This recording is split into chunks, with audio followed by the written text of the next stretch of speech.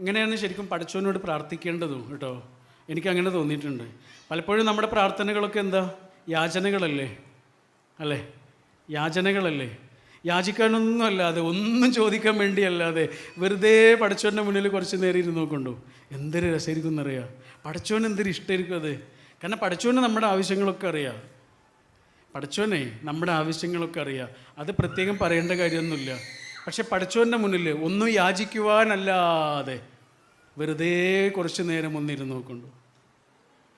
യാചന നിരോധിച്ചു എന്ന് പറഞ്ഞാൽ നമ്മുടെ ആരാധനാലയങ്ങളിലൊന്നും ആൾക്കാരുണ്ടാവില്ല. എല്ലാവരും എന്തിനാണ് വരുന്നത്? എന്തൊക്കെയോ യാചിക്കുവാനാണ്. യാചിക്കുവാനൊന്നുമല്ലാതെ, ചോദിക്കാനൊന്നുമല്ലാതെ പടച്ചവൻ്റെ മുന്നിൽ കുറച്ച് നേരം ഇങ്ങനെ ഇരുന്ന് നോക്കൂ.